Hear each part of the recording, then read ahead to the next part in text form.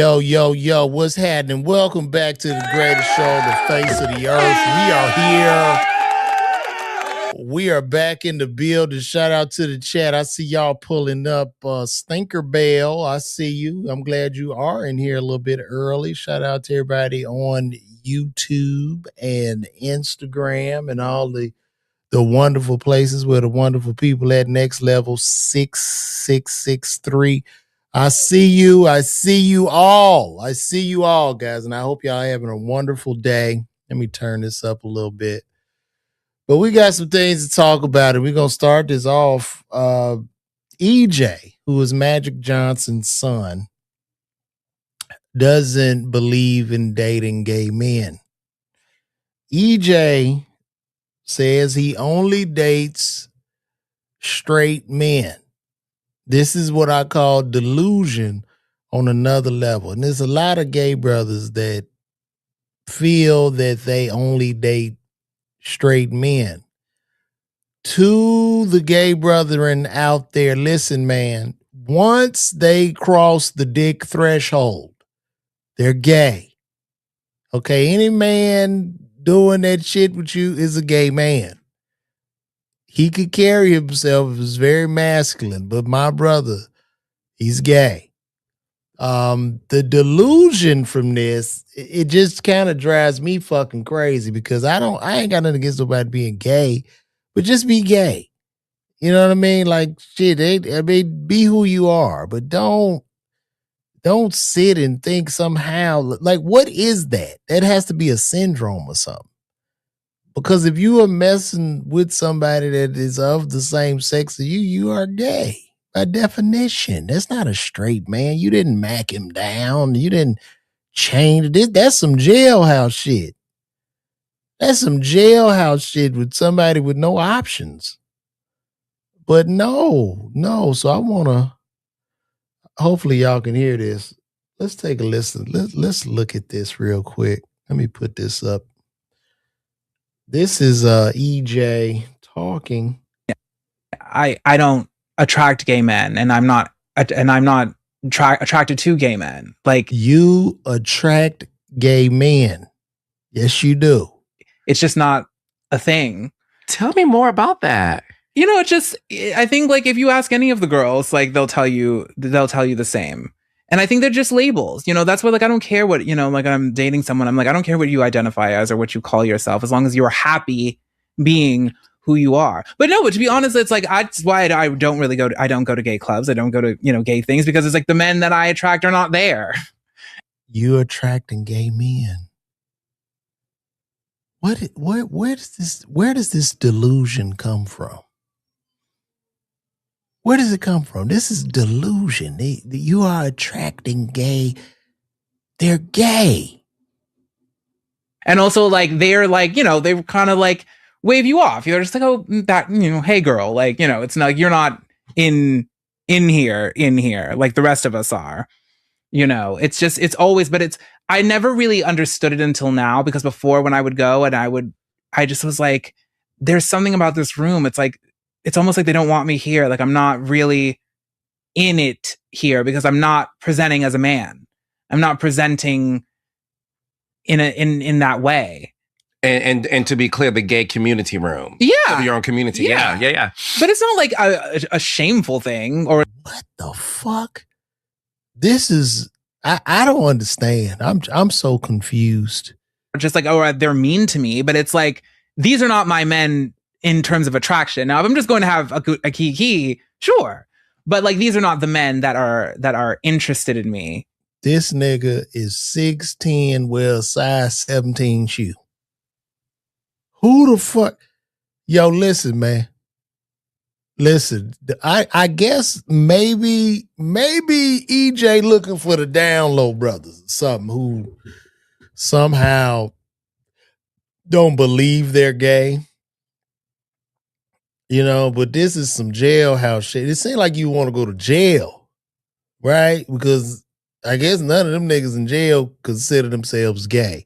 And I know they're going to yell on my shit because I'm cussing, but I can't help it. I wish YouTube would stop that.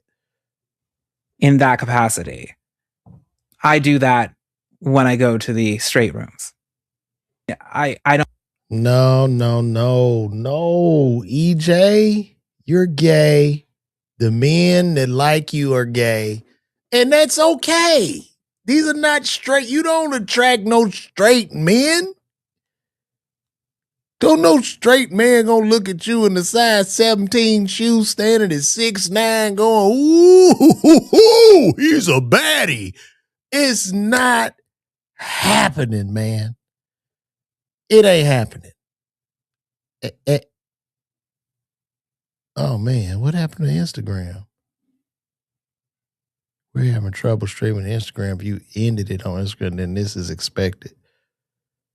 I don't know. Maybe my stream ended on Instagram. But anyway, no, EJ is just delusional. And, you know, I respect EJ, whatever the sexuality is, but we can't go around here just lying to one another. We can't live in delusion. Okay? You just can't. So just stop it. And EJ damn near as tall as Magic. EJ about 6'7".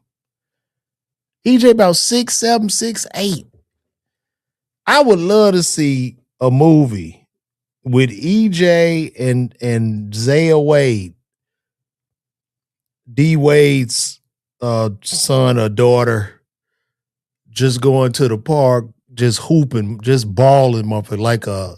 It's almost like a white man can't jump, but it'll just be the two of them and they just hooping, and they gotta get their father back or some shit. That'd be a good movie. I would love to see that. But we gonna keep it moving right along. How y'all feeling today, man? Come on in here, chat. Let me see what we got in the chat. What's up, Antoine Films? Yes, very wild. He looking for a new straight. You say there was a lot of controversy regarding DL men and trans women. Oh my gosh. I'm with you 100%. T.S. Madison said something similar. I don't get it, man. I don't get it, y'all. I don't know. I'm old fashioned though. I prefer dickless pussy. That's, you know, boneless coochie. That's the kind I prefer. So these new cats is different. It's very, very different. Also, too, is a big thing going around with Michael B. Jordan. Some lady he went to high school with, she's making her way back in the news because this woman called Michael B. Jordan corny when he was coming up. I guess when he was in high school, he was bullied growing up in Jersey, trying to be a thespian. And now this lady, I guess, due to Michael's success, this woman is now seeking sympathy or some type of empathy. And now she doesn't want to even say she called him corny. Let's take a look at this.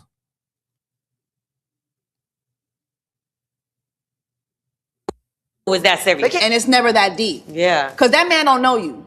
Okay, these celebrities that y'all be fighting for, they don't know you. But look at the hypocrisy, right? They're mad at her for saying someone was corny in high school that she didn't even say, and then proceed to say things 1,000 times worse than what she said. 10,000 times worse. Yeah. It's crazy. That doesn't even make sense. And you didn't even say it. And no one has ever said, hey, our bad. We went back and heard the audio. You didn't say it. It was in your friend. Oh no, people came up to me and was like, "Oh, you know, my fault." But the disrespect was way louder than the apology. I didn't even. One of my homeboys reached out to me like, "Oh, Michael said his bad, yo. It was an article he read. He thought you said it." But you went on all these other publications. Not only that, I have a nationally syndicated morning show. Yeah. Come have a seat and talk about it. You know, the thing that hurts from it, and this is why now I watch what I do, because I was defending him a lot. Think about all the people that were saying many things about this man. And I would always be like, nah, da-da-da-da-da. Yeah. Oh, I don't be defending people like that no more. It's really crazy. I feel like the internet has created a hate train that is just never going to come off the tracks. No. So when do you cut it off? Now, this woman said she didn't say anything. She never called him corny. This is what she said, because whatever the reason, you know, women often struggle, you know, with accountability. Accountability and women are typically like oil and water. But this is her in another interview where she's speaking on it. Let me see. That Michael B. Jordan is just like a nice, corny guy. And I don't mean that as a slight, right? I mean, we all know that the nice, corny guys treat you the best. To be honest with you, we teased him all the damn time because his name was Michael Jordan. Let's start there. And he was no Michael Jordan. And then he also would come to school with headshot. We lived in Newark. Yeah. Like that's the hood. You know what I mean? So we would make fun of him, like, what you gonna do with your little stupid headshots? Like, yeah. So this is her admitting to torturing Michael B. Jordan when he was young. And you know what I mean? Everybody grew up I grew up in South Side of Chicago. They in Newark. They tortured this young man. The man had a dream. He had his head shot in his book bag. And here this bobblehead ass bitch, she was the one to shoot his dream down. But not only shoot it down, she gave him the fuel to push through, which is a great thing. Now that he has become something that she never would have thought, this great actor, Oscar winner, doing blockbuster movies, now she wants some fucking sympathy. No, you don't get sympathy. It's very funny to me how the ones that do the abusing always forget when you come up. I said, what? I said that? What? You lying. And he never forgot. So don't try to shame him because of his success at this point. Just hold your L. If this is how you hold it, right? You just say, look, I did think he was corny. And a lot of black women do, you know, this whole corny thing. That's a big problem in our community. Like, we're so, I think a lot of our wires are so crossed, right? Because you corny in the community as a black male when you young, and this is when we're young. When you come from you corny in the black community when you come from a loving home, when you have dreams and ambition and desire, and you want to be something more than a street nigga. You're corny in the neighborhood. And it's sick if you ain't got a fucking jail record of baby mamas and all that shit. You're corny. And then when the corny person rises up from the ashes and gets success and then go to shitting on these niggas, it's a problem. Now they bullies. So which one is it? I'm speaking from I'm corny. I'm a corny guy. So which one is it? And they all end up wanting the corny guy after they get all them babies and shit dropped off in them. Now they want the cornball. They looking for a good cornball father for them damn children. But see, that's the issue we have in the community. And tell me I'm lying. Y'all know I ain't lying. Y'all know I ain't lying. So that's where we at. So this young lady needs to just take her L. And then she don't have to take her L lying down. You know what I mean? Just say, listen, this all you got to say, ma'am. All you got to say is, look, I did call you corny, but that gave you the motivation to become who you are. If you say that, you accept it. And that's truth. You said it. He became great. Now you can put yourself back in position. You see what I'm saying? What's happening? We got the Bay in the house. What's happening in Oak Table? I see you in Oakland. You say, but that ain't a community thing. It's a propaganda thing. I mean, peer pressure is real in America. So, yeah, peer pressure is real. But in our community, in the black community, the peer pressure is more pushed upon you playing this certain identity and playing in this certain caricature that would define what you are as a black person, or black masculinity is defined in a box in the black community, almost like we a monolith. So it's like every brother's supposed to be street, hood, because these are the images that have been sold to us These are the images that have been pushed to us through the mainstream media.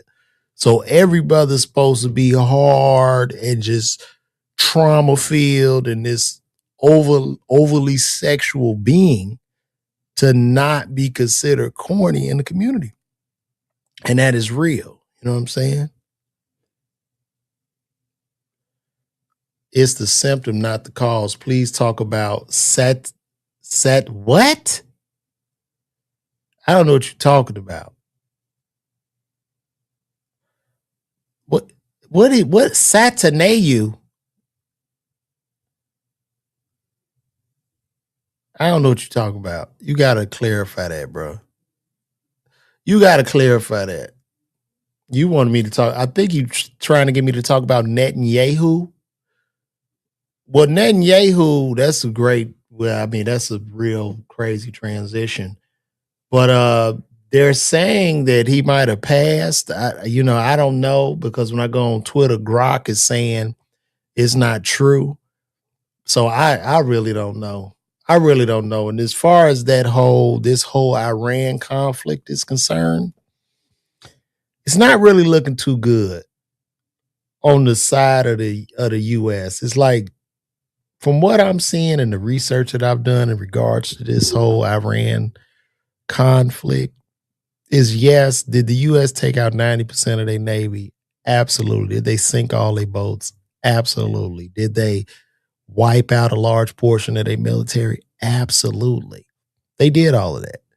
But the problem with this conflict is that Iran still controls the Strait of Hormuz, which is a very small strait. Let me pull this up. I'm gonna pull it up.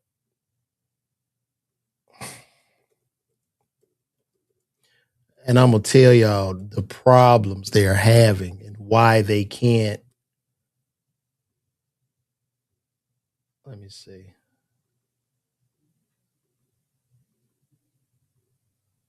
Wait, open it up.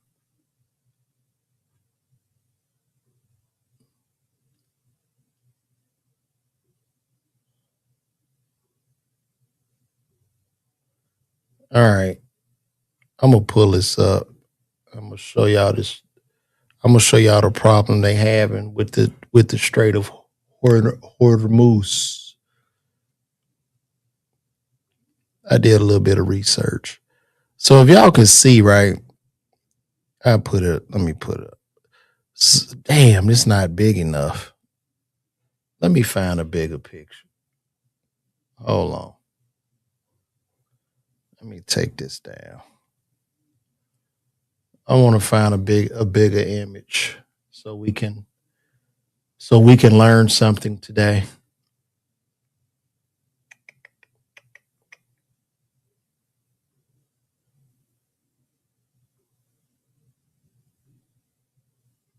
All right.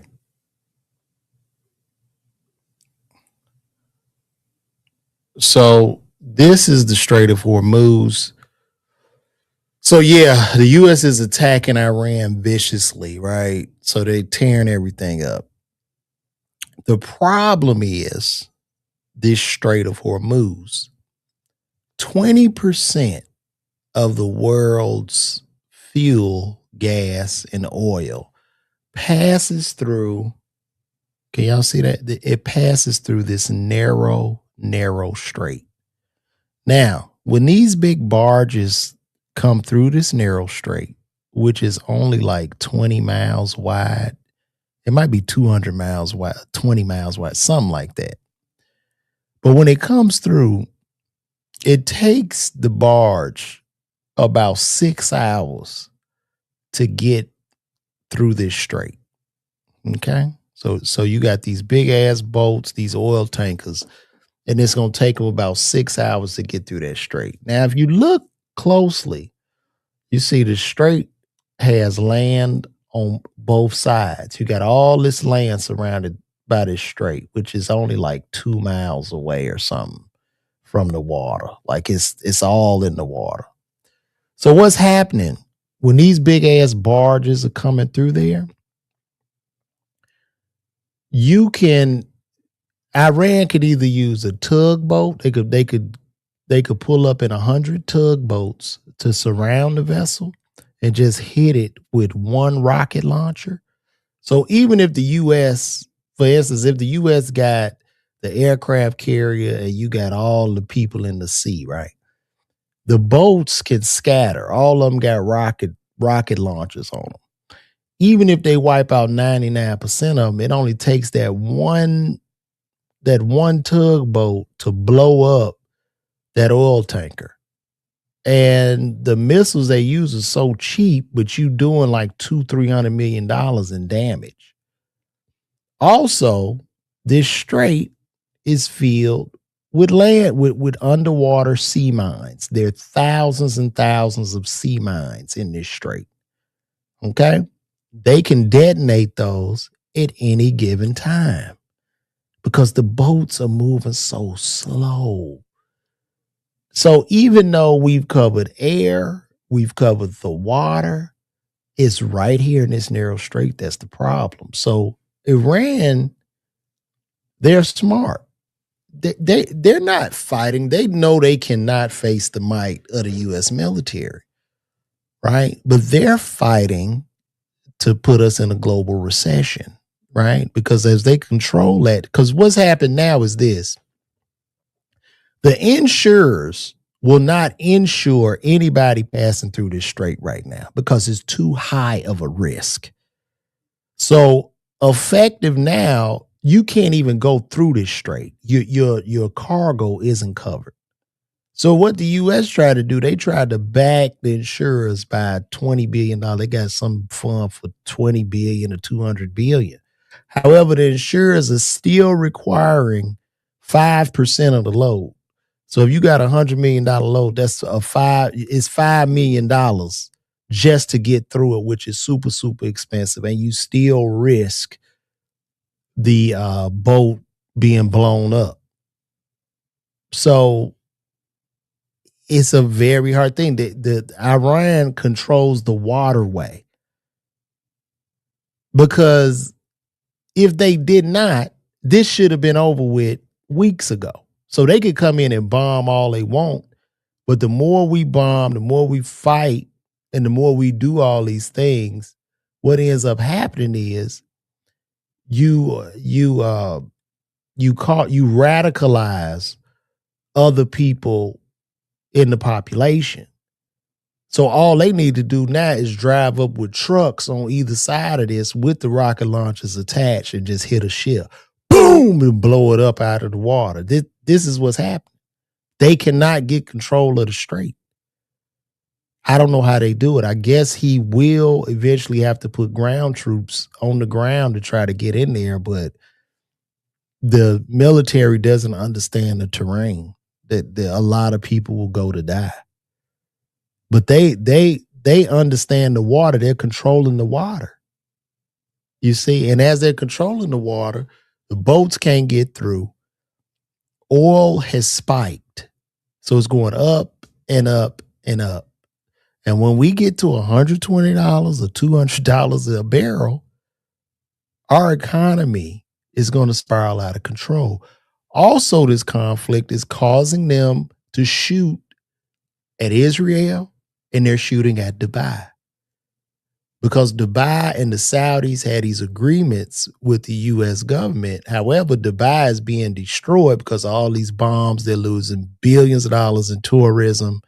It's just a mess. This shit is a whole mess. Now, he's saying every day, I'm going to get control. It won't be much longer.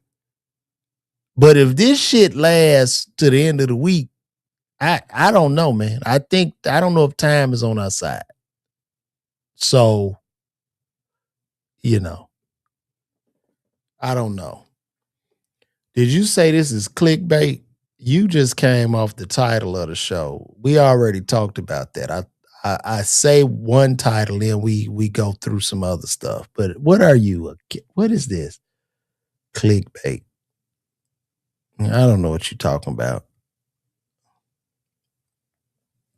But yeah, it's not looking good I must say, it's not looking good. They haven't got control of this. I don't know how they do it. I mean, I guess they could come in and you block off a 20 to 30 mile radius on both sides of this strait.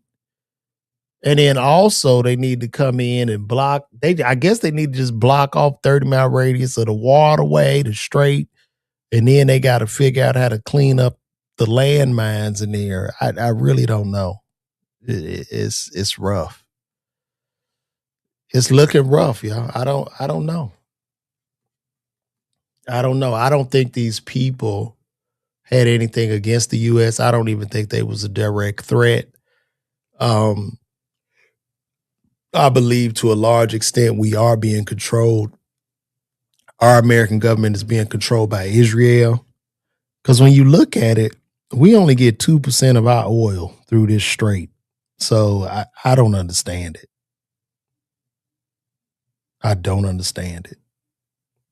So it's what it is, guys.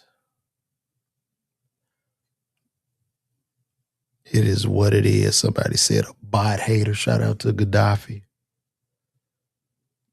Okay. We're going to move right along. I know I make very, very weird transitions when I'm on here talking to y'all. And I don't care. Anyway, we about to make this other transition. Krishan Rock. If y'all don't know who that is, that's a girlfriend of this rapper named Blueface. They have a child together. I don't even know if this is his biological child, but the child clearly has some type of issues. And this young lady doesn't want to admit to that, even though the doctor says what's going on. So let's take a look at this. This is the young lady. Now why I can't, oh, here we go. Sorry, y'all. Bear with me. Blueface doesn't seem active in the child's life because of his disability. My son does not have a disability.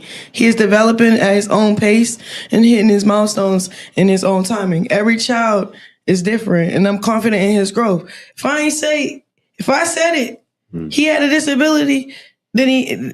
But it's like, don't tell me. I ain't saying, not even just that. It's like saying if someone, a doctor, anybody speak against your kid or yourself, then you should not accept it, bro. Yeah. Anybody. Yeah. If they're guessing or whatever, no, the word said what the word said. God said what the God says. I don't have to accept what you. No, baby. If the doctors say that baby got a disability, I'm pretty sure you want to treat the disability. So it's really like me, like, protecting a revelation that I heard from the Lord over my son. Yeah. Like, I can't wait when my son start walking and talking. I'm gonna just be like, exactly. That baby like 4 years old and ain't walking and talking yet. That's a real issue. Like I told y'all. I told y'all. He told y'all. Yeah. Shoot, I was just relaying the message. It's like one of those. Yeah, I mean, but look, you know, the young lady is tatted up all on the neck and missing a tooth. So what can we expect? You know, and I feel so sorry for that baby. That's why I think, like, I know this sounds crazy because a lot of us wouldn't be here, but I think people should take a test or something before they have children. Before you allowed to have children, you should have to pass like a certain test or something. Now, because think about it, you know, you got to take a test for driver's license. You got to take a test for your gun license. You got to take all kind of tests. Shouldn't a test be required when you're bringing human life into the world? But to show you why they don't take a test, to show you how dumb the population is, because if people had to take the test, our population would die off. Because it wouldn't be enough people that would pass. You see what I'm saying? So it just shows you how cooked we are in society. But dear, you got to get that boy some help. You can't. I think that baby got fetal alcohol syndrome. And to the young ladies, You can't, a lot of these young girls, they want to drink and smoke and be pregnant. And you just can't do that. That's gonna hurt the baby. And that's gonna fry that baby's brain cells. So you have to be careful.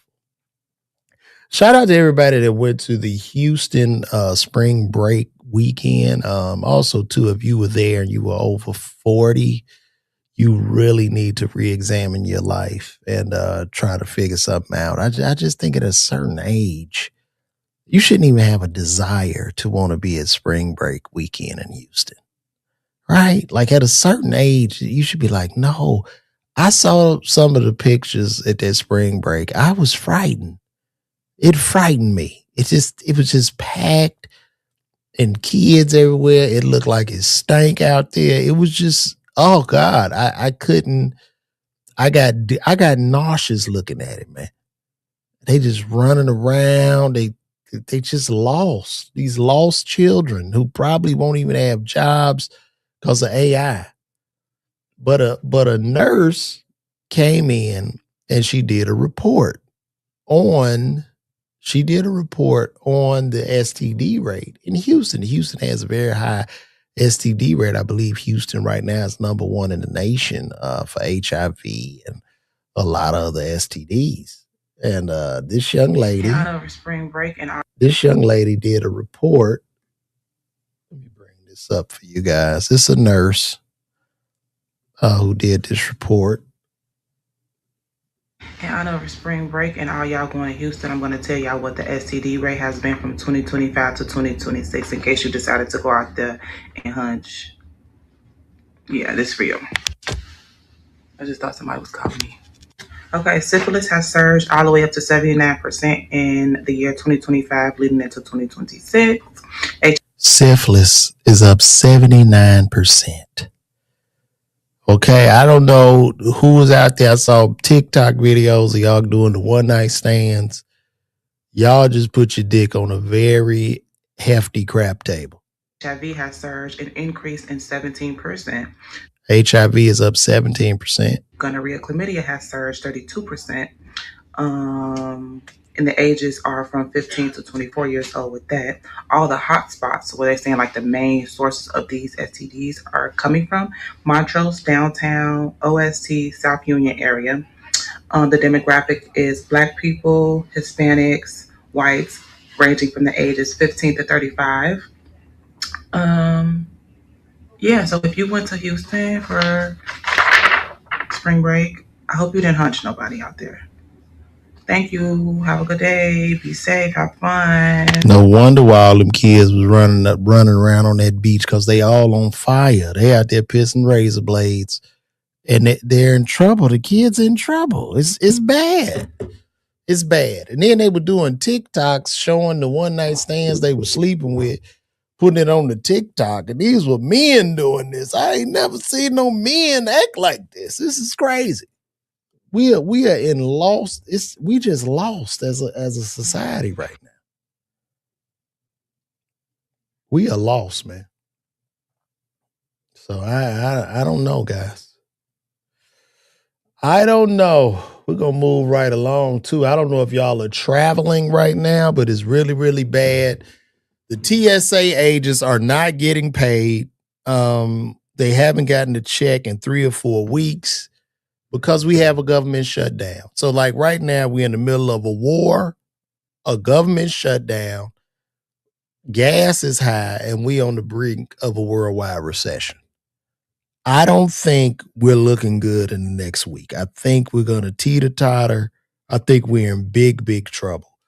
Right now, this is some pics from the airport. This is the airport.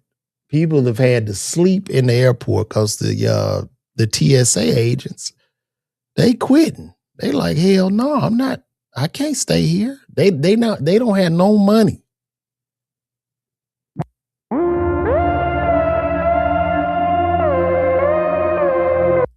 And I'm just gonna let that, I'm gonna turn the music off, but you can see they setting up sleeping areas. They putting cots down for everybody to sleep inside of the airport. I think it's like 5 to 6 hour waits right now or something insane. It's just not looking good. And it's very, very unfortunate. I want to give my shout out and thank all the TSA agents that are out there working and trying to do the best they can and, waiting to get the back pay through the government. But it's very, very sad. All these people in line, and these people, the TSA agents are pressured to quit and they got to go to their other job so they can get a check. And I just think it's very sad and it's sickening that our government will not release funds for these hardworking everyday Americans. Meanwhile, these congressmen and senators and shit, they not missing no damn check. It's very sad. It's very sad. As a matter of fact, I want to look at the wait times. I want to see the wait times in let me see if I can see I want to see if I can see the wait times in Atlanta. Let me see. Let me look that up. ATL Airport wait time.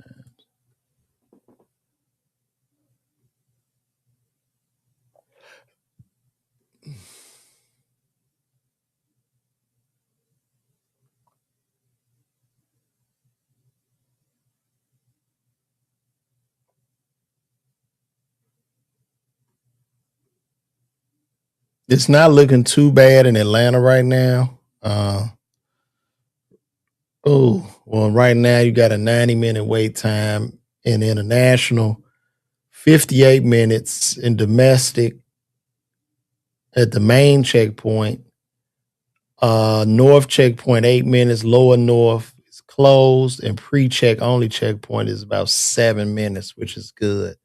So if you're going through Atlanta, you want to go to the North checkpoint or pre-check.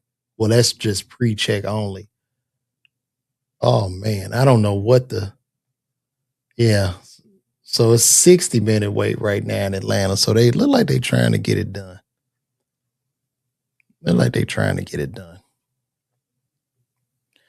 This is true, Virgil Magnificent. We just had that conversation. We done moved down the road. I just title.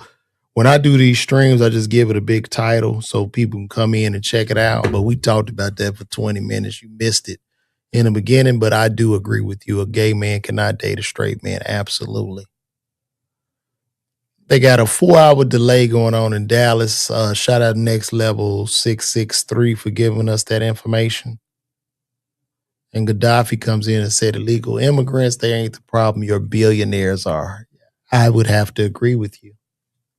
I would definitely have to agree. We're going to keep it moving. Y'all enjoying the show so far? I've been trying to do them every single day. I'm in here fighting. And I got to, you know what I got to start doing? I got to start collecting emails from y'all after each show. I got to do an email collection.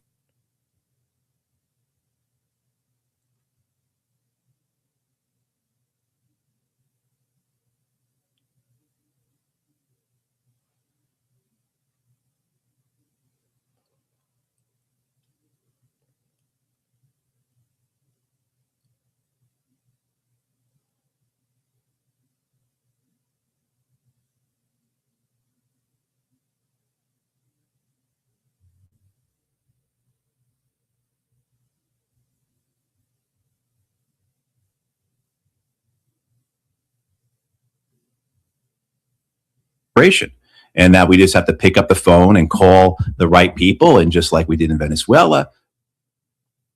Yeah, this whole war is just not working out the way that Trump thought it would. I think when he went and snatched up Maduro in Venezuela, he just thought everybody would just bow down. But the people of Iran, they not budging, bro.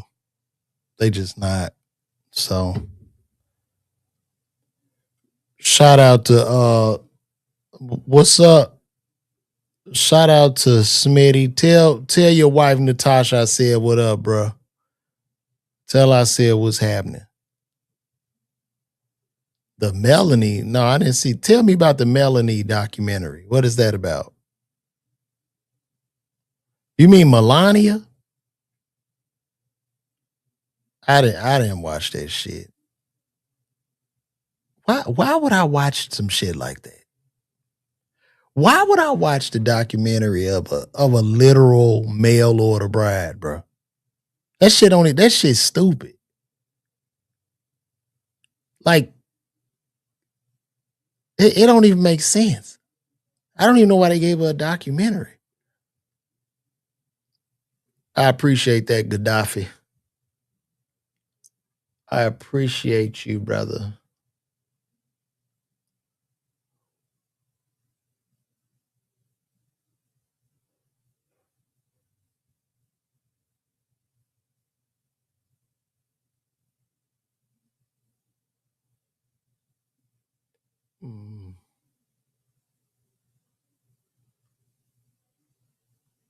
All right, we got, here go the economic advisor.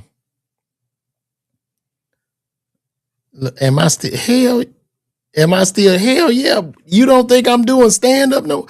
Wait a minute, hold on. We got to stop the press here.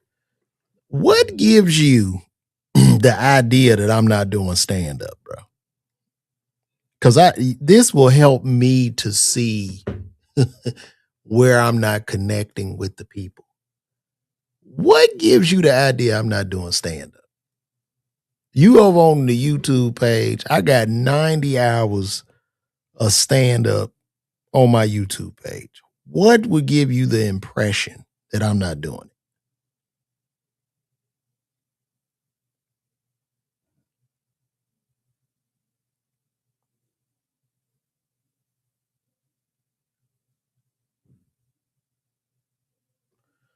Please let me know, bro. Come in here and let me know, big dog. No, look, we have to talk about this, man. You didn't think I was doing stand-up? Everything I do revolves around stand-up. I'm doing this podcast to make connections, so maybe one of y'all will want to buy a ticket and check me out. Bro, I ain't got nothing but stand-up floating around. I got to do something to connect better. Shout out. What's up, man? Man, we just sitting here vibing, Mr. Brown. Ain't nothing going on. We just talked about topics of the day and what's going on. He's a bully. That's how bully. And then they meet the one who is not afraid. He has no idea what to do at this point. Yeah, I don't think he knows what to do. I think you're right. Truth and love. That's a great point. We're going to listen to Kevin Hassett in regards to the markets right now. Let's see what's going on. Fundamentally sound, and that let's take a look.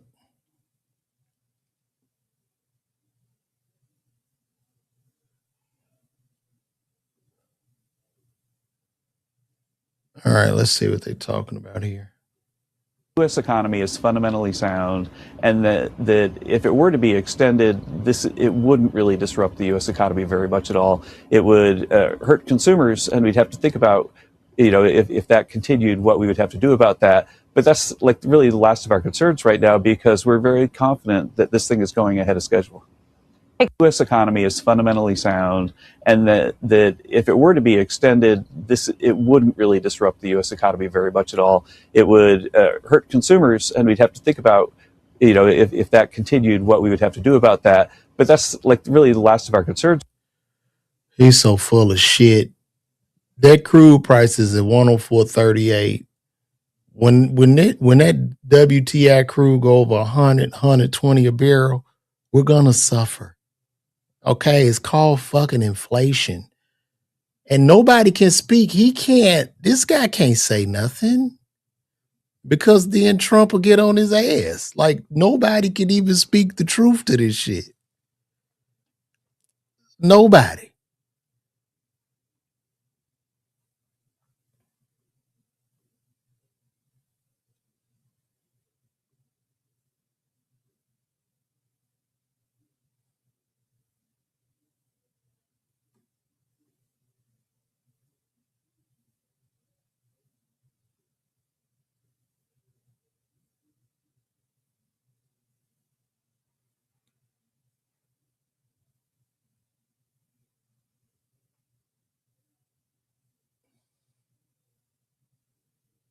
It's looking scary in New York.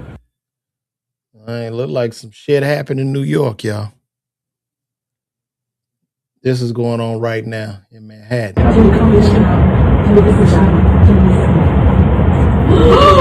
Oh my God.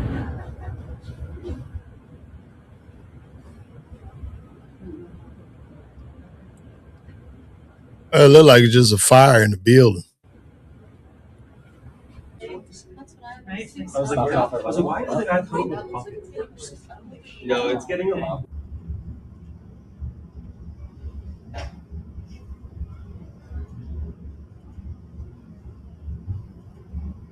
This is some fire that broke out in Manhattan that's going on right now, guys.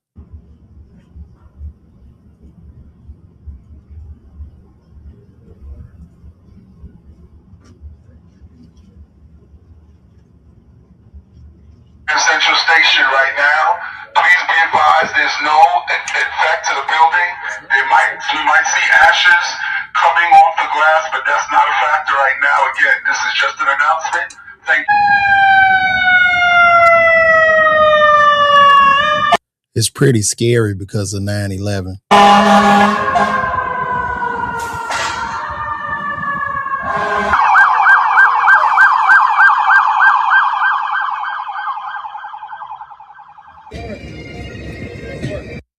Man, New York is interesting. I like to visit New York. But yeah, I don't think it's a big issue, guys. There's no I don't think there's any big threats or anything like that.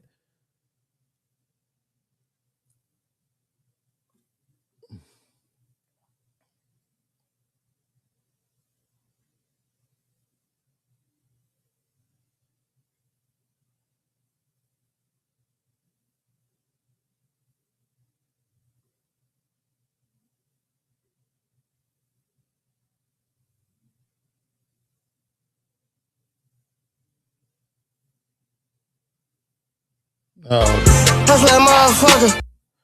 look like the lines are backing up again.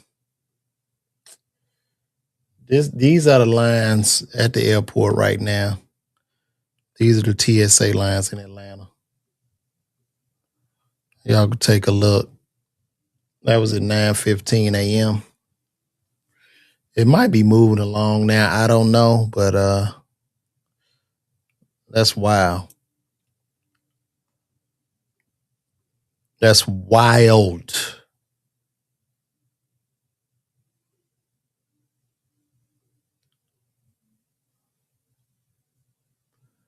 Here's a young lady talking about, so a woman faced backlash for saying men shouldn't wear long or painted fingernails.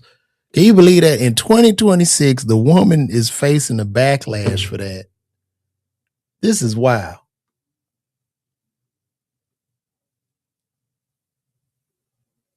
I don't care how progressive we get as a society. I don't want to see long nails on a man. I don't want to see that shit. I don't want to see your pinky nail, your index fingernail. I don't know. That's not cute. And then you have it to be dirt. I ain't gonna lie. That's kind of gay. Hold on one second. Hello? I know. Where you at right now? What is it on? Is it still on 28?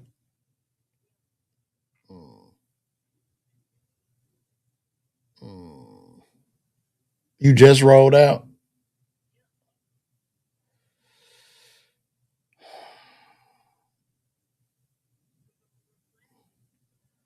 Yeah, I think that need to be looked at. You can't run it. I think you go to Wale. He can go over there by Wale real quick before you go. It shouldn't put you too far off the time.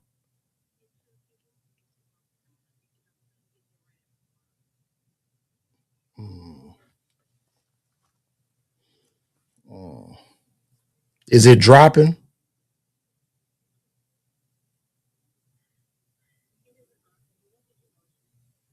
I noticed it today.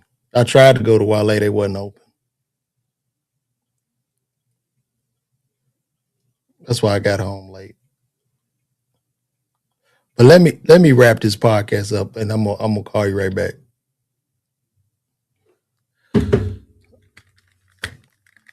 Sorry, guys.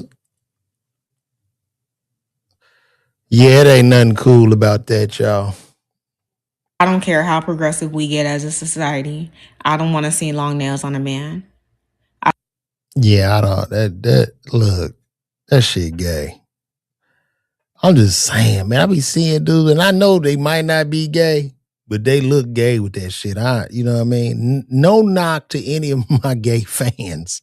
You know what I'm saying? But it looks hella suspicious, you know? Very, very suspicious. Yeah, low tire pressure.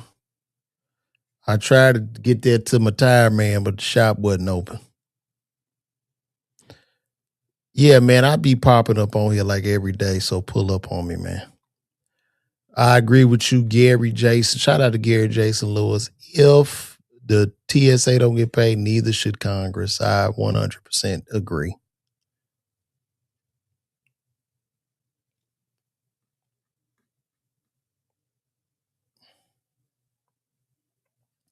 I would agree.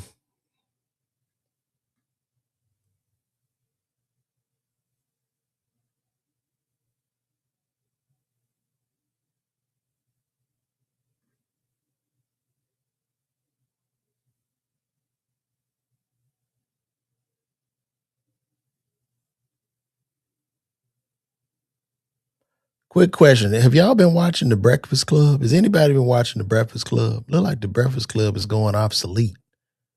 Or am I hating? Is The Breakfast Club becoming obsolete or am I hating?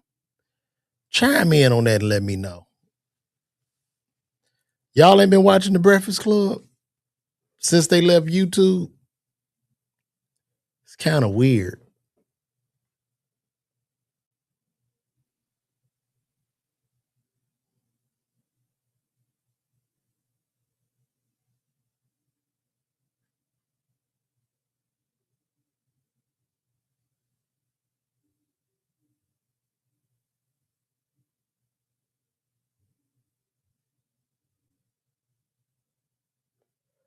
Now they got video of Nipsey Hussle's brother, Black Sam, I guess trying to explain something.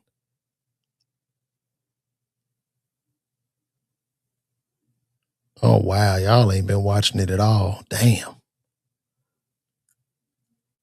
This is Black Sam, brother Nipsey Hussle. Looks like he's arguing with somebody in front of the Marathon Burger spot. Let's take a look.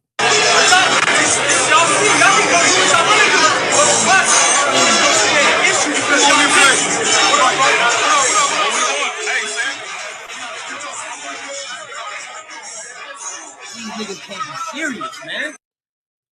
See, this is the thing. This is the thing. Now the man lost his brother in front of the burger stop, right? We lost Nipsey to gang violence and just some bullshit. Now Black Sam is in front of the store arguing with this nigga. This is what has to happen. You can't straddle the fence with these niggas. You gotta say, we gonna put your ass in jail. Fuck all that talking. Get security out there and put their asses in jail. Okay? You get sheriffs, you get everybody, and you let the community know. All that straddling the fence shit is not going to work. Because when you dealing with niggas that need attention and are willing to sacrifice their life so they could get a shot or a shine or whatever, they don't care about anybody but themselves.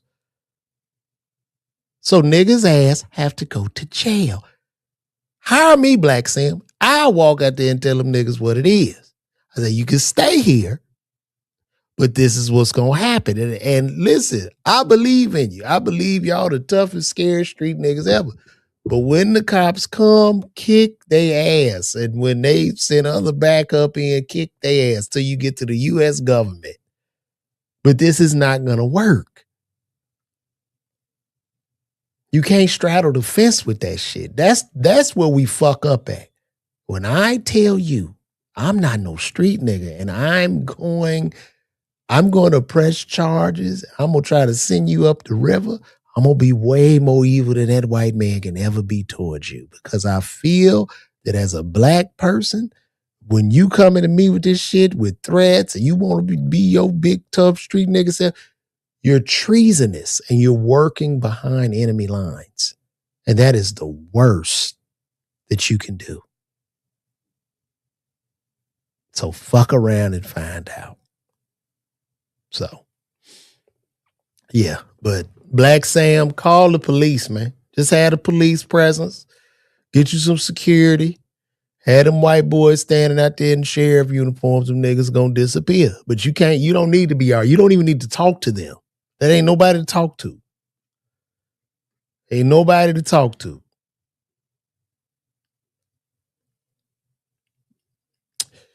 Gary Jason Lewis says The Breakfast Club is a relic of a bygone era. I stopped watching them a while ago before they went to Netflix because Charlamagne is a troll. He says some foul shit.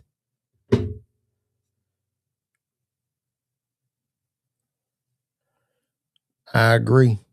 And that's right, man. See, that's why I love y'all, because we all black people here. We understand. We just want peace and love and prosperity. We don't want to take from one another. We not trying to section off the community by gang colors. We not pressing each other. It's what it is. Yeah. Yeah, we just want to live.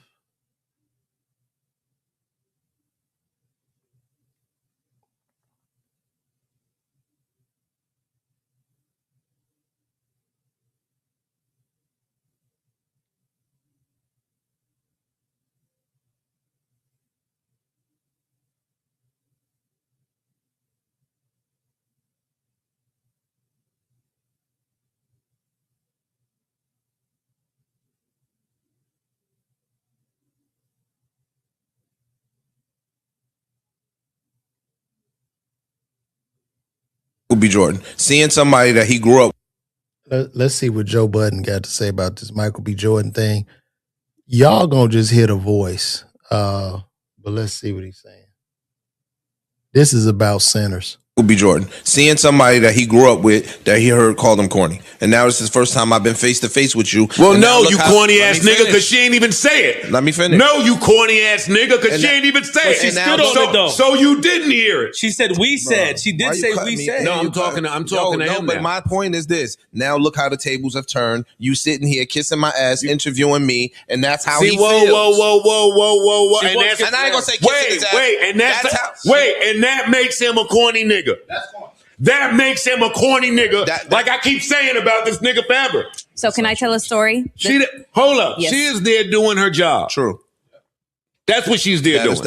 I'm agreeing. She's not there. I'm not. So when you say kissing his ass, I don't take it that way. I don't even know if she I want to retract that because she wasn't kissing his ass. She was definitely doing her job. But again, very professional. How she handled it and pivoted, it was dope. So now we face to face. I feel like I want to get my shit off. That's a possibility. A lot of people do that in the industry. So let me tell you. You doing that to a girl is some corny nigga shit. I can see that. You being That is Michael true. B. Jordan today, allegedly sexiest man alive. I don't agree with Joe. I don't agree, bro. You can't tell the bullied how to react to the bully. You know, if the young man, when he was a young man, and she called him corny or whatever, and he felt ostracized, that's how he felt. How do you tell the bully how to, you can't do that. Because if that's the case, you can never complain about the white man. I don't want to hear none of that shit. You can't complain about the white man, the industry, none of that shit. You can never be the bully. Listen, you can never tell the bullied how to react to the bully. It's crazy. All of these blockbuster movies during your highlight week. You've probably never been more visible than you are right this second. And that's what you do to her. And if I bring back them white girl rumors, then it's going to sound even crazier. Because why you talking to our sisters like that on the red carpet? We only talking to white bitches like that. But I'm not going to make it racy. They say I make everything racy. That was corny of him to speak to that girl like that. I'm not disagreeing. I would have made Michael B. Jordan. That's why niggas call you corny. Off air. I would have made a joke off air like, word. Hey, Creed. Hey, what's this nigga's name? I wouldn't have did that in front of Hey, Creed. In case you were confused, that corny ass shit you did is why niggas think you corny. Yeah.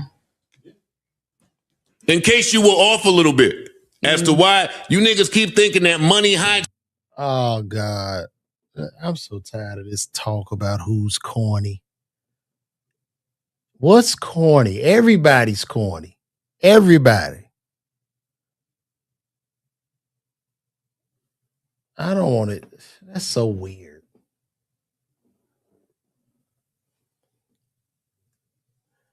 That is so weird.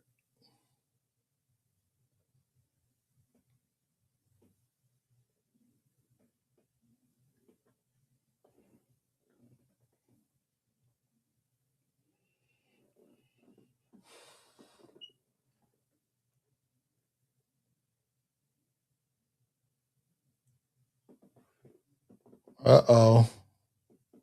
Let's see what a Trump supporter got to say.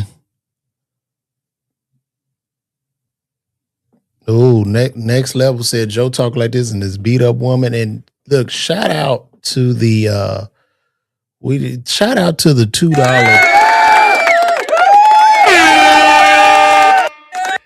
Thank you for the $2, brother. That's real, man. I appreciate that love, man. Straight up. Next level 6663 hit me with the $2 blessing. Thank you, man. I'm going to put something up and I got to go run to the restroom real quick. I'm a dear friend, and I will tell you right now, I do not recognize our president. I think that we are an occupied nation. I think that a foreign country has occupied our government. And we are seeing now that this president of the United States of America is. Be right back, y'all.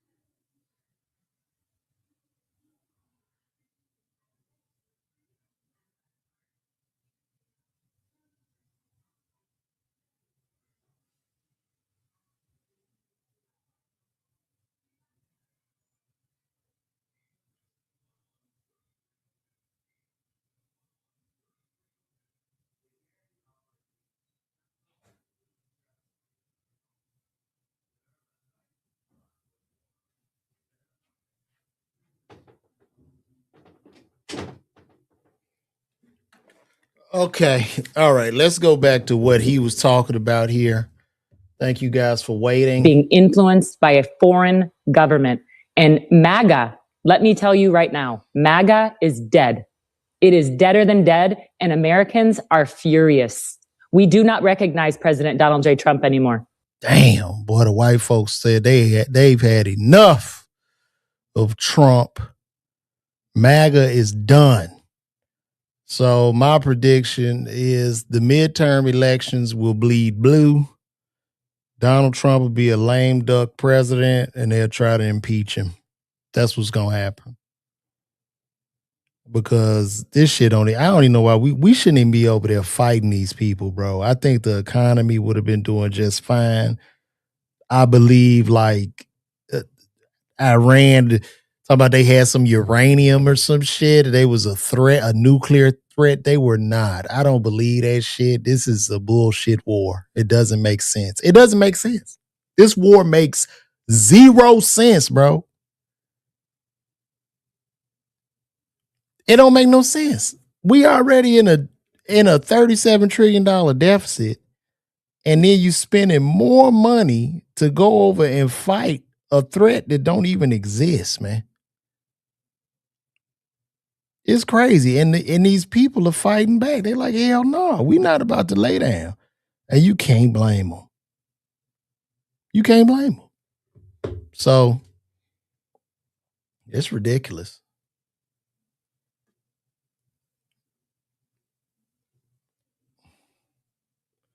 It is ridiculous, guys. I've been a loyal. I'm gonna stay on here I'm staying on here. We're gonna do 2 hours today.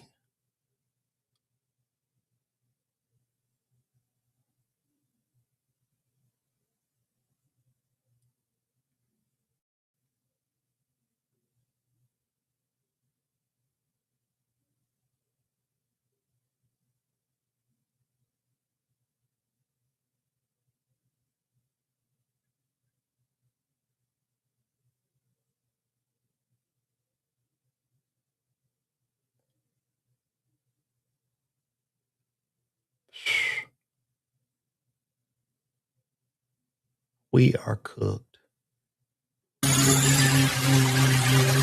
Let me show y'all something. Look at this. Look at this. Look at that. Look at that. Look at this. This isn't a fly. This is a drone. Look at it. China has revealed a mosquito-sized drone designed for silent surveillance and covert military missions.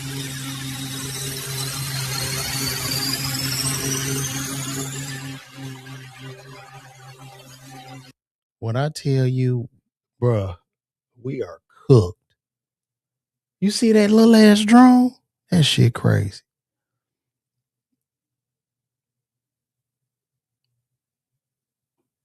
Okay. What about the Iranians who support? Do they doubt or just the dissent? I'm sure they doubt too. I mean, I think the MAGA party's done. I don't believe her. He will call them in for a private meeting, make promises of gaining wealth. I don't know, man. I think we too far gone, man. I think we too far gone. Are you saying what the hell? Bro, that's a whole fly. That's a drone. It's crazy. That's how they going to be spying on people.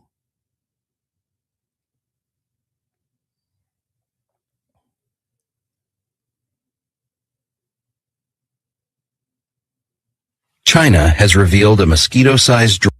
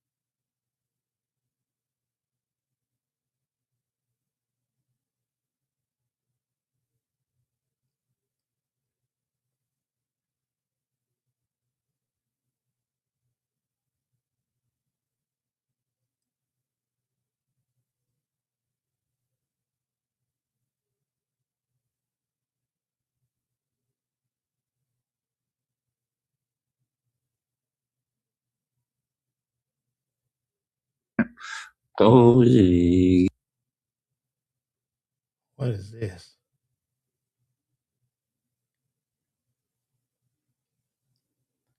I guess this must be showing all the mines in the Strait of Hormuz. Oh yeah, you. Oh yeah, you see. Oh yeah. Oh yeah. Yeah, they got mines all on the seafloor bed. It's crazy. It is crazy.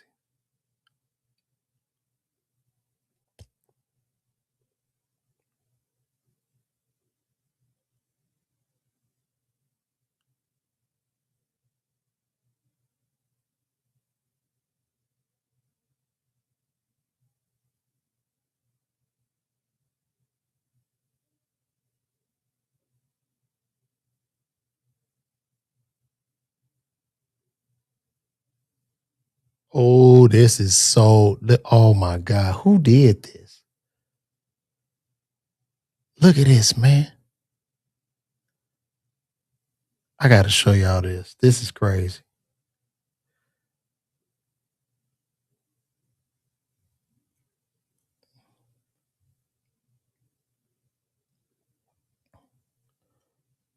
So somebody, master student here, wrote this hit piece. Influencers are not celebrities. They are talentless. Black American entertainment is taking the biggest hit when it comes to this. Y'all make anybody famous now without even having talent. Rappers' baby mothers get famous. No talent. Glorilla's sister famous now. No talent. Most of the skit comedians, real rob jobs from actual comedians. Rap media controlled by lame streamers. No talent. Rappers get famous for dressing, etc. No real talent. Influencers get forced into black films with no talent. Black movies are already bad enough. Influencers plague the final BET Awards. More influencers than actual talented celebrities. There is nothing but 100% truth and facts in this. But the saddest part about all of this shit is the people. So it's like a mind fuck of everybody that buys into the no talent people. And it's also what the algorithm continuously pushes. It is crazy. That shit is truth, man. It's the truth. But one day, I'm sure the people will wake up and y'all will realize, you know, you maybe you'll revert back to talent and understand that when you go to get the picture with whoever that big influencer is that is talentless, or whoever the person is that has no talent, when you take the picture with them or you post with, nobody gives a fuck. When y'all figure that out and start really going out to enjoy yourselves, and I'm going to say this, when it comes to the black community and talent, we would have bested all this shit because we gatekept, right? Black people would let you know you wasn't shit very fast. But now y'all don't. I watched, back when I started doing comedy, like I say, I would get booed out my shoes, man. Black people wasn't having that shit. And then you will go develop you something that was really funny and good. But now y'all will just sit through some bullshit. And I guess out of fear, you don't want to be caught being a hater or something. You just won't say nothing. You just sit there, which is fucking weird to me. It's so sad. It's so sad what's happened to entertainment in our community. Life is imitating art. We've seen this kind of nanotechnology move. Oh, yes, you talking about for that fly. I was talking about talent.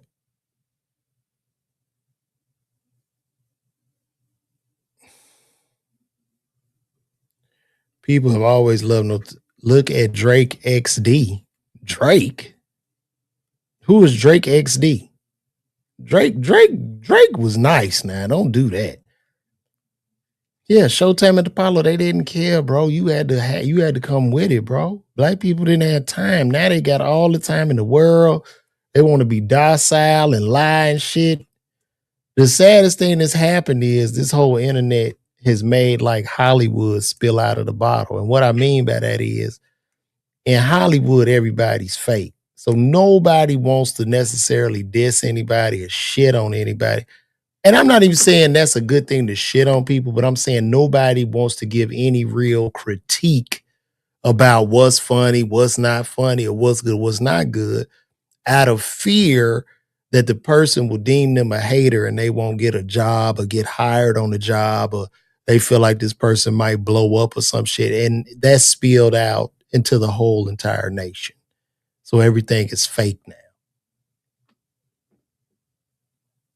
Yeah, we had a standard, bro. When you think about our artists, when you think about our comedians back in the day, you think about a Bernie Mac, a Martin, a young Chris Tucker. Oh my God, it was just too many to name, dog. Your Cedric Entertainer back in the day, your DL back in the day, bruh, it was so many, man, that were just dogs, man. Just absolute dogs. You could watch Comic View back to back to back. Somebody on there killing. Def Jam, they killing. I don't know what the fuck happened. Richard Pryor, Eddie Murphy, Robin Harris, real chops, bro. Real chops. PC culture, hell yeah, it ruined all this shit. It ruined all this shit. Gary Jason says, Kevin Hart is not funny to me as a stand-up. He is, I have a very talented, I like him in films on Real Husband Hollywood. I'm going to tell you something. And this is real. And this ain't no dick riding shit or nothing like that. I've worked with Kevin. As a matter of fact, the first time I saw Kevin perform live, I was on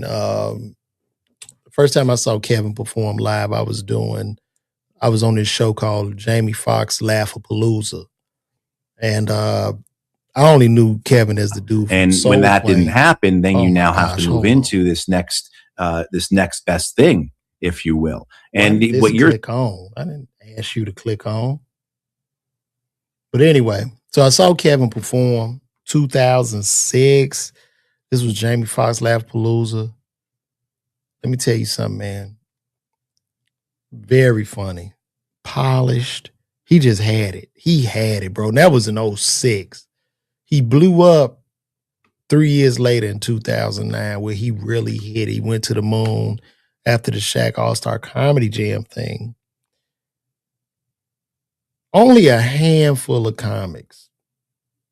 Well, now even less than a handful because the way the internet and technology has changed things. But only a very, very limited amount of comedians will make it to that level of success as a stand-up comedian.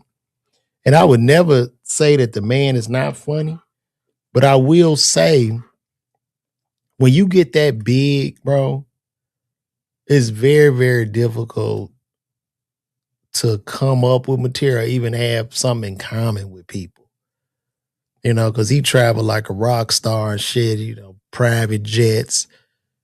And he got a lot of corporate relationships that he can't, he's kind of in a golden cage in a sense. Like, and I'm sure he envied Dave's freedom. Like Dave Chappelle will still go pop up in a bar or somewhere. He'll go pop up, do a small room for 2-3 hours.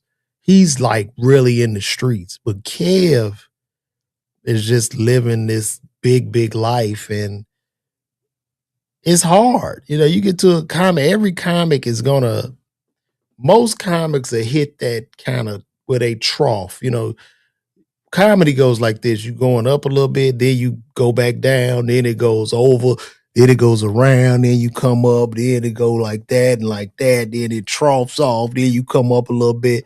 And then some of them, all that shit happen, then you go up, then you hit a peak. And you know, you kind of just fade out. And I think like that's what Kevin is. I would not say that the man funny, man. He's funny, bro. He is. I'm not just saying it because I be telling that niggas, a lot of these niggas ain't funny to me. Now, Kevin's last stand-up, no, it wasn't good. That shit was not good. Neither was Cat. Cat Williams' last stand-up was not good. And the reason being is because when comedians do shows, you get the realest reaction from a show in front of like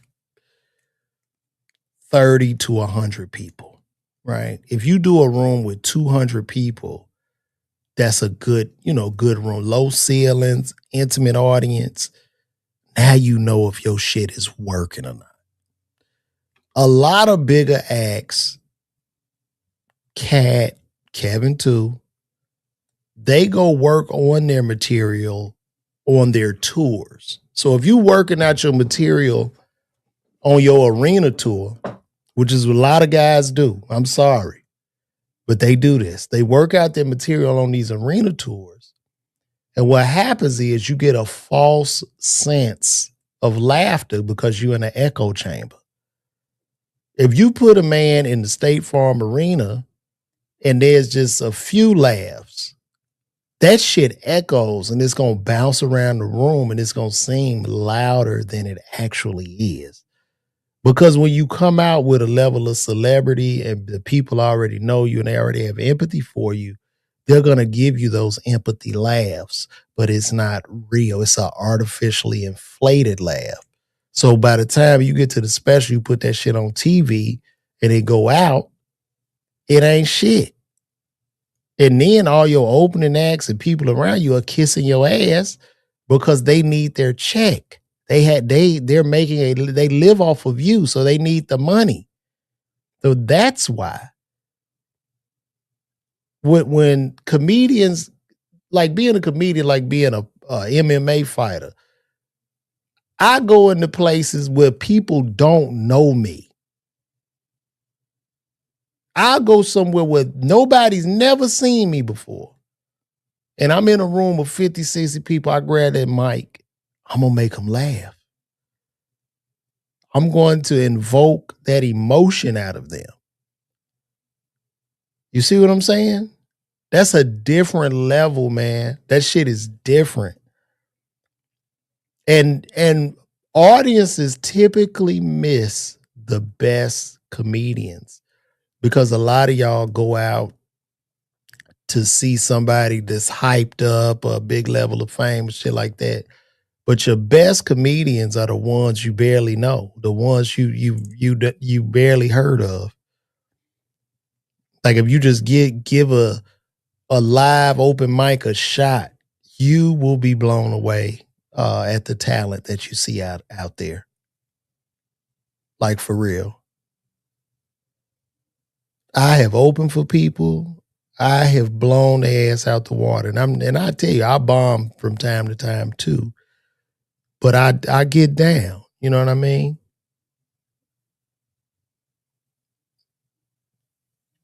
Now, I'm building my own table. I don't want to be opening for nobody at this point in the game, even though it's hard. Ticket sales get rough, get low sometimes. Sometimes I got to cancel shows.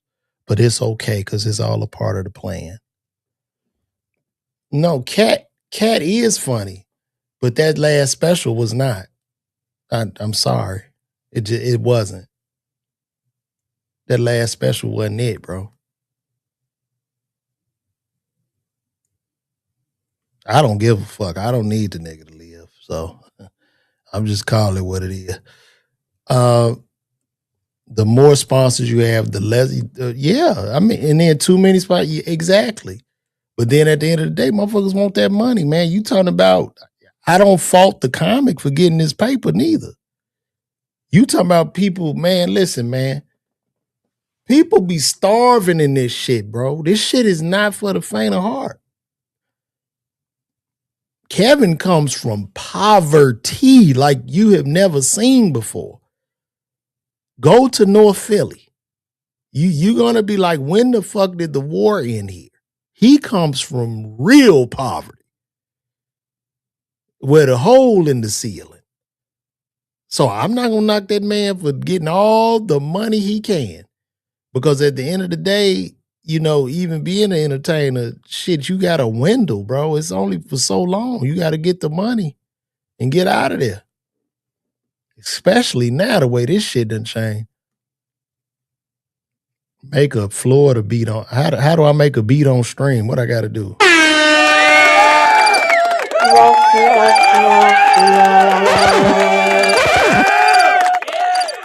How I make a beat on stream? What the fuck? Yo. Oh no. What is this? Yo. I'm gonna do my whole podcast in this voice. This is the voice when somebody's telling. So when he walked in, he pulled the gun on Tony. Okay? He took Tony out. I'm just telling y'all what happened because I need to go back home and be with my family. But Tony shot him. Now, can I leave this jail now? Y'all like that? Let me see. I'm not trying to get you in a comedy, but what are your thoughts on Corey Holcomb County? Corey is not spiraling downhill. Corey has his own audience, bro. What y'all fail to realize is Corey got his audience.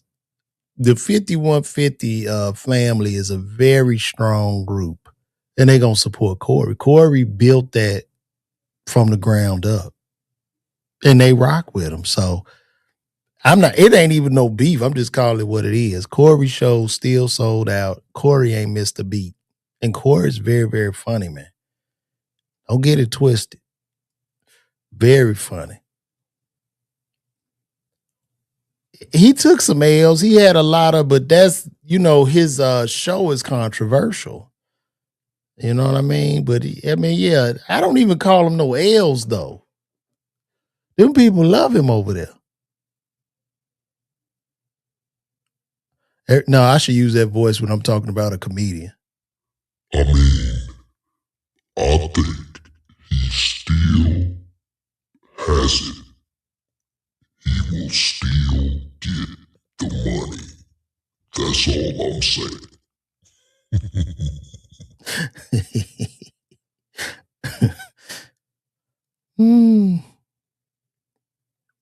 What if they put that voice on you and it can't come off? Everybody know you done told. Everybody know you a federal informant. After I left the police station, my voice has been stuck like this. I don't understand it. They told me just to say what I know, and then I leave and my voice stays like this. Now people gonna know I've been telling. Fuck.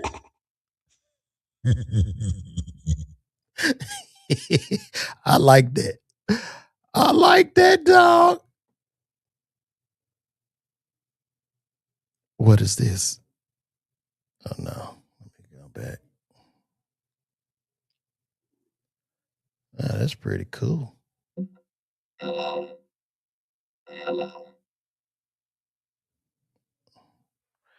Yo, no. A thought. A joke.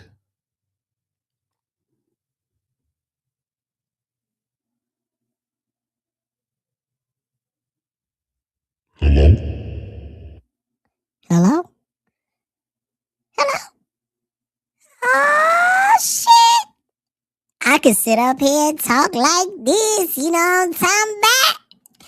We in this bit. They call me Big Va. Y'all don't know nothing about no Big Va. What the hell you talking about? Huh? You feel me? I like this. I'm about to play with all this. Oh, man. Yes, sir. I'm going to talk like this till y'all get sick of the voice. Let me see. We can't have selective outrage. All that stuff Corey did was old and already settled. But what about motherfuckers at Camel being on that island? Folks turning a blind eye. That was a good one. What'd you say? Do it in T.I.? Well, that depends on what you feel to be that is T.I.'s voice. However and whenever, but indubitably speaking, we must begin to not necessarily idolize others, but we have to know that. Did y'all like that one? They love that fucking T.I. That was my biggest joke when I was a younger comic. He reminds me of it. You wouldn't have a career if it wasn't for me. If there would be no LeVar Walker, you would not have a career if it was not for T.I. You did that. And you ain't even gave me no money. Where your money at? I could sit there all day playing with this. What's up, Latanya Phillips Fishing? Gina Rodriguez. It's a small robot. This is a small robot. Bitch, give me your money.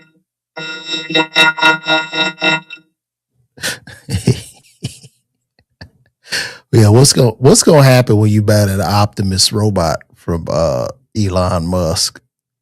And the robot be like, Bitch, I'm tired. I don't want to keep cleaning up anymore. I'm not playing this shit. oh my goodness. Yeah, I got some more sound effects on here. I ain't never played with this stuff.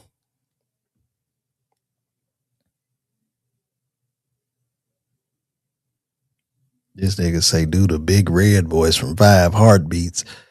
Let me tell you something, Gary. Shout out to Gary Jason. You be coming up with some, do the big red voice. My office hours are 9 to 5. I don't even remember how he talked.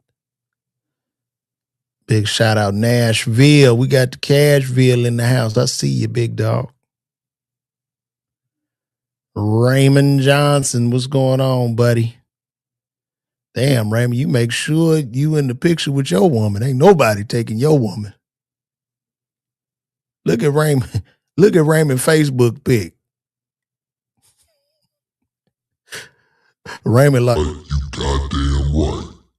We gonna be together. You know what I'm saying? Because if anybody look at my woman, they need to see me. Because I ain't playing that shit. Oh, God.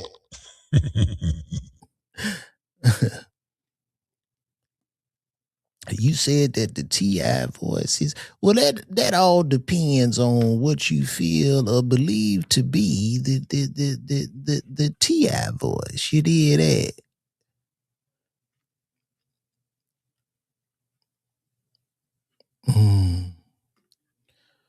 All right, guys, I did about 1:35. You know what? I'm just gonna take it to 2 hours. I don't give a damn. I don't care anymore. Me no care.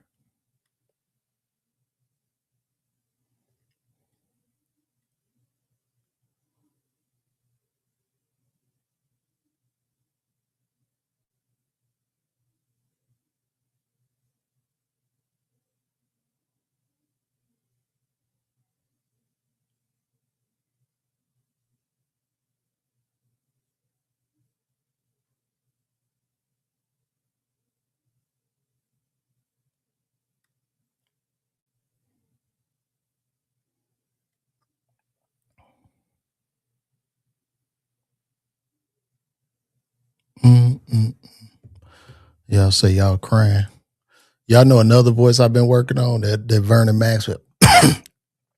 Man, that motherfucker Michael Jordan, man, I couldn't play that man, that motherfucker get that goddamn ball, man, I couldn't do shit with him, man. Man, that motherfucker's shoes, I'd see up under that nigga's shoes so fast, man, that motherfucker was something else, man. Nothing I could do. Little Pimp was your favorite cartoon? The hell you been watching, LaToya? Little Pimp. I don't remember Little Pimp. I don't remember that, baby.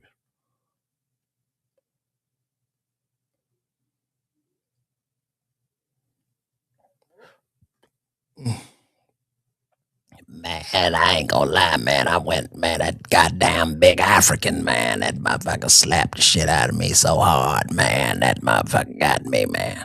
That goddamn that big African. Because, you know, I would spit on the floor, you know. We were playing a game, man. I'm spitting. That motherfucker came. Vernon, what are you doing? I said, man, fuck this shit, man. That big old African man slapped my ass, man. Shit. That motherfucker like he used to put his hands on the concrete and just sand them, man. That shit, man. But I tell you what, when I got back in that goddamn locker room, I cleared that some bitch out. I went and got my pistol for that big motherfucker. You say Trump voice. You know, when I go, let's see. It all depends on what you want to do. It all depends. We're going to get the Strait of Hormuz open. We're going to get gas pumping. We're going to get gas pumping. Got to get it pumping.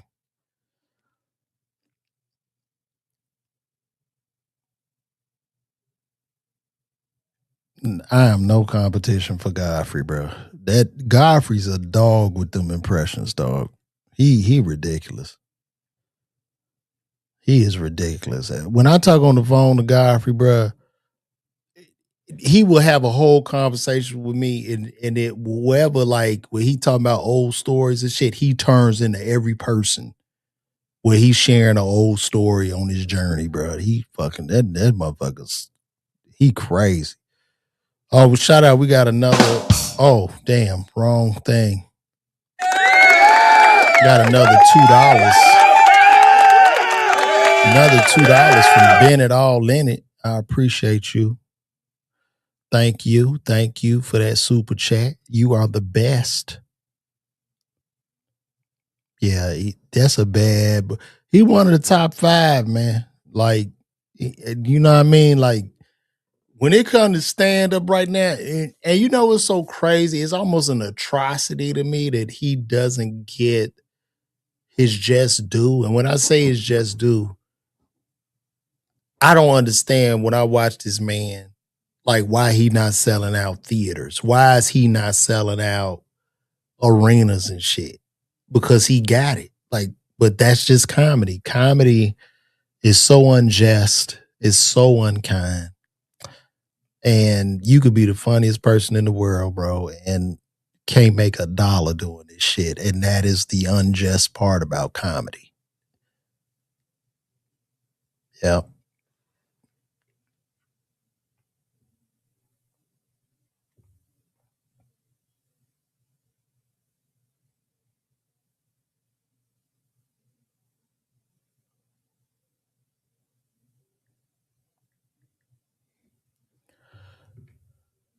We've been up here. Y'all been rocking with me for a minute. Ooh, YouTube is showing up and showing out. Shout out to everybody. I ain't your boy, man. Y'all in the building right now. This is love. Facebook, all them followers. Facebook is really becoming a pointless platform that I could probably do without.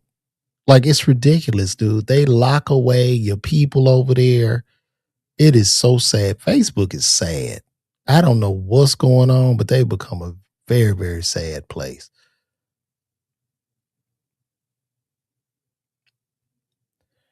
Who that? What's up, Samara? Shout out to Samara. She in the house.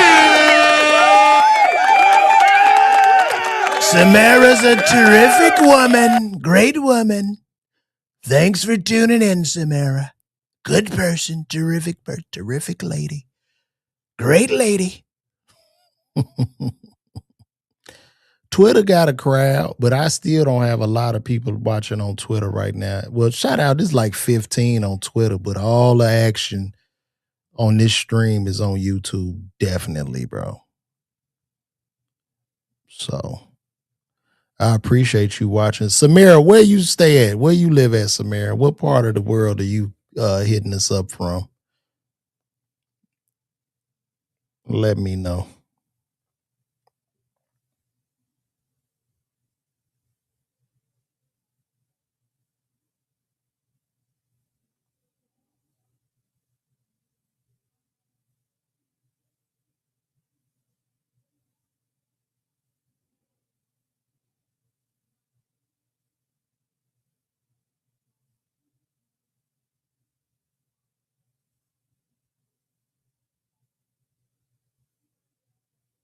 I just blocked somebody on Instagram. It feels good to block people, right? She out there in the Bay on mamas. On mamas out there in the Bay, homie. Oh, on mamas. Bay area. Yay area. Bay. West Side.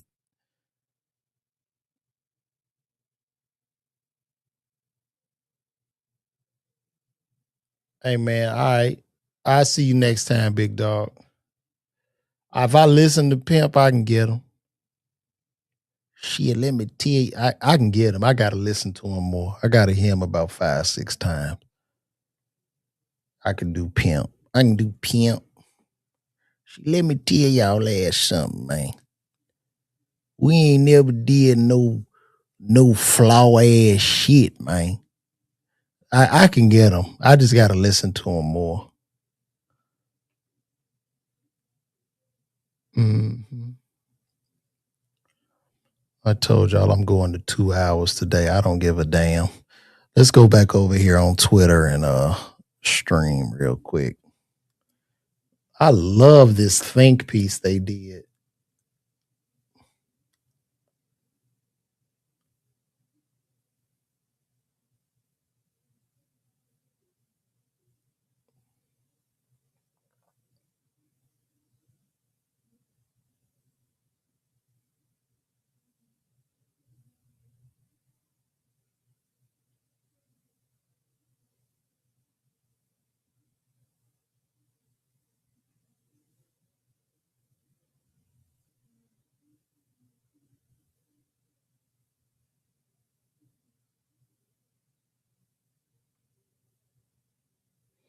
I'm holding on. Where's that?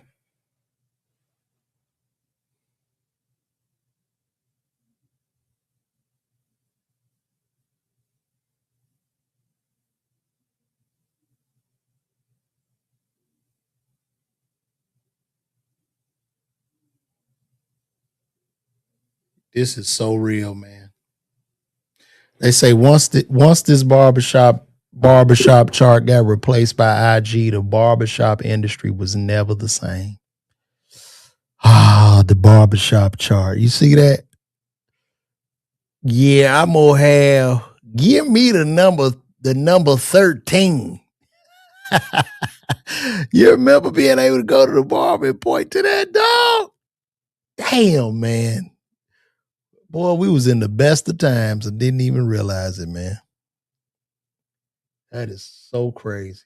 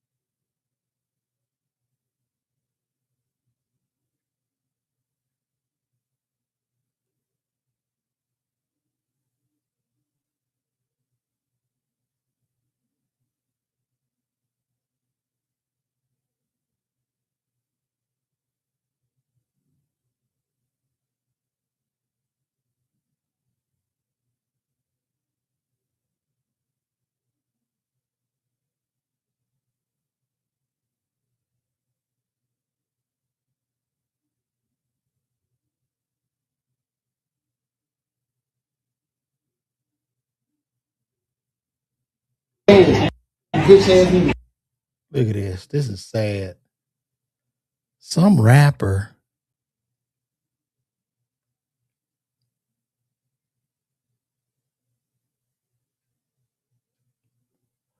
She says she thinking about starting a GoFundMe page to ask the racists that don't want my black ass in America for money. Do you think they will donate LeVar? Yes. Hell yeah, they'll donate. Get her out of here. We don't want her ass in here. We gonna donate a lot of the money. Look at this, man. This rapper start charging $5,000 to hang out with him for the weekend. And you know what? If he is able to get that money, good for him. Look at that. Free Chili Bowl, free Tay, rest in peace Marvin. Yeah, rest in peace Old Town, yeah, rest in peace D. If it ain't three, it ain't me. Yeah, man. See my dog Bands, these bands, you bitch ass niggas bands. $5,000 to hang out with him for the weekend and $3,500 to hang out with him for a day. What the hell, man? Somebody gonna pay it too. That's the crazy part. I ain't even mad at them. Rappers today are known for everything but rapping. Have y'all noticed that?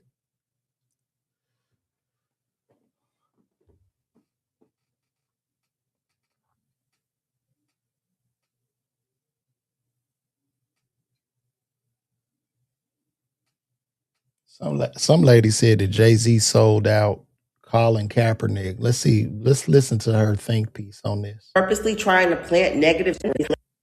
Let's see.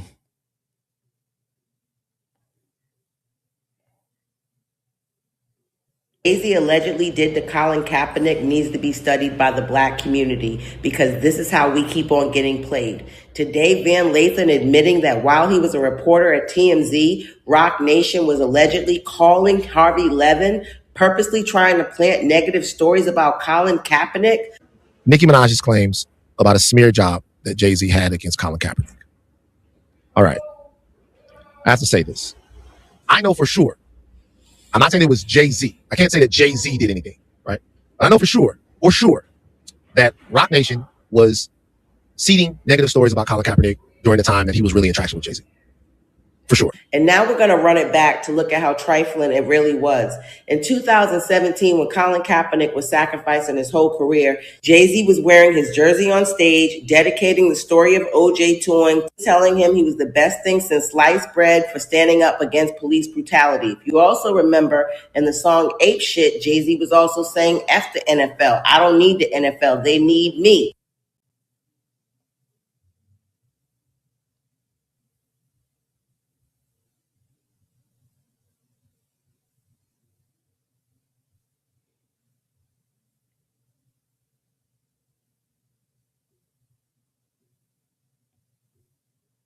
What the hell happened?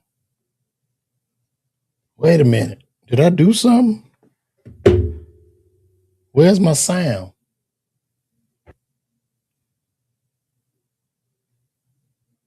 Jay-Z was wearing his jersey on stage, dedicating the story of O.J. to him, telling him he was the best thing since sliced bread for standing up against police brutality. If you also remember in the song Ape Shit, Jay-Z was also saying, F the NFL. I don't need the NFL. They need me.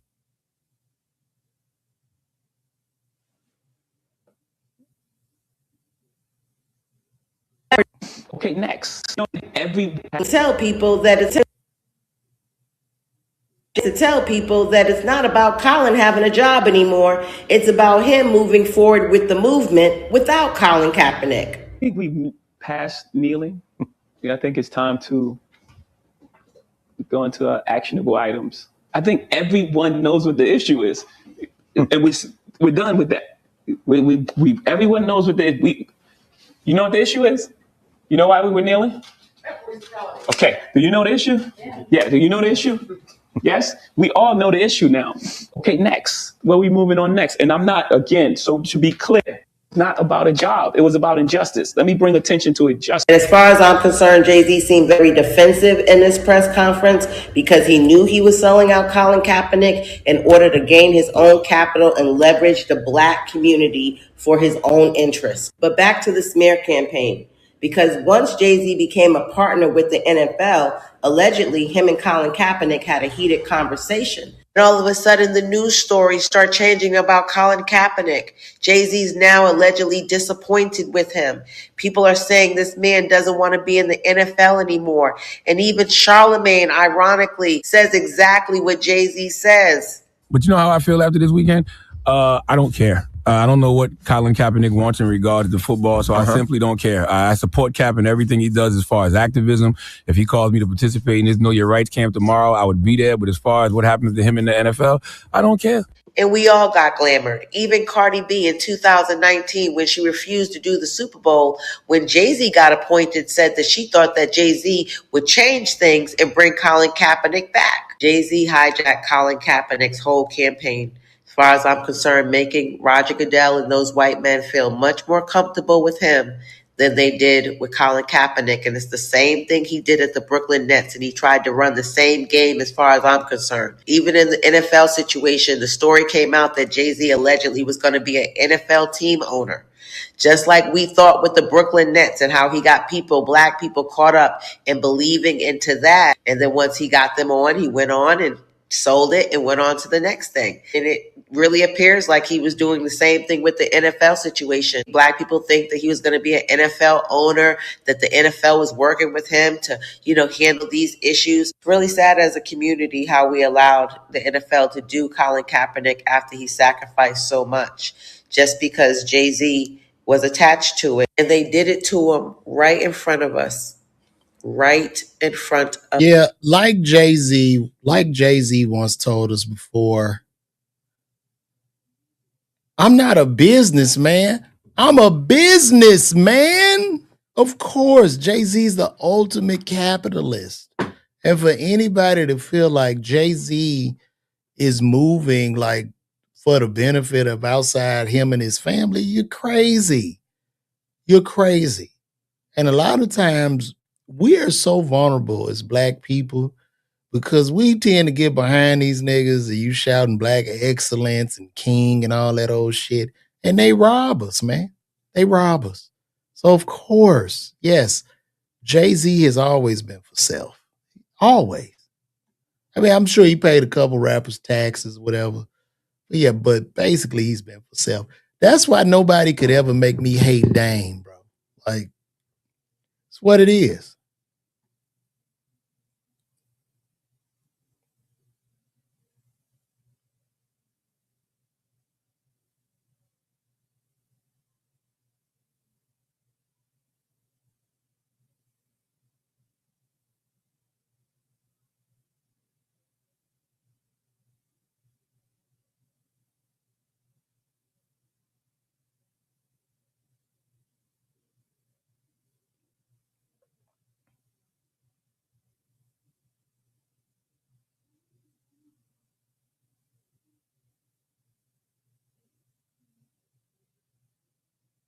I'm going to watch this cycle.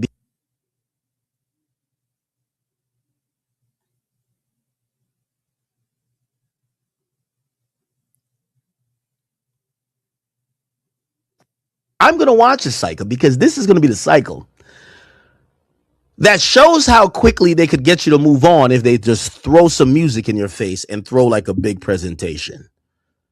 Man, fuck all them questions you asking. Let me perform Dead Presidents. I want to see if it happens again. This will be an amazing spectacle, and I want to see how. So, already it's happening. I'll let you know it's happening. You're going to hear some big announcements soon, y'all. Oh, hey. We're donating this, and there's going to be a donation too. I'm telling you this. We're donating this. We're doing this for charity. You got to make it the Trojan horse thing. You can't look a gift horse in its mouth. This is where the give back comes. Diddy gave nothing back for 30 years until he knew the feds was on him. Hey, take your masters back. This is how it works. The give back, the philanthropy, the humanity, isn't he a good guy? Damn, he really fucks with us. Those moments are coming. It's going to be packaged with a celebration of the album, and it's going to be a complete media wash of everybody dick riding the album, telling stories about what they were doing in 96. If they were selling a fucking dime bag of weed, if they were fucking stealing out the record store, if they were fucking cheating on a bitch. We're going to hear it all. And watch this PR run. Everybody, especially some of these media niggas who did not want to speak about or even, just have casual conversations about some of the things people are talking about when it comes to these people. They're going to be enamored with, oh my God, look at this guy. He's so powerful. Look, he used AI to recreate Reasonable Doubt. Look. Oh, yeah, he ain't lying. I wouldn't be excited to see Jay-Z perform. As a person that Jay-Z was like my favorite rapper, I think, Kanye surpassed him up. I wouldn't be like, oh, I mean, he gonna release Reasonable Doubt. That shit sounds so 90s. Like, I don't think I'll be rushing to see a 60-year-old man rap. I'm just sorry. I just don't want to. I don't want to see it. I don't want to see it, bro. I'm over it. We over it. We over it, Hov. We over it.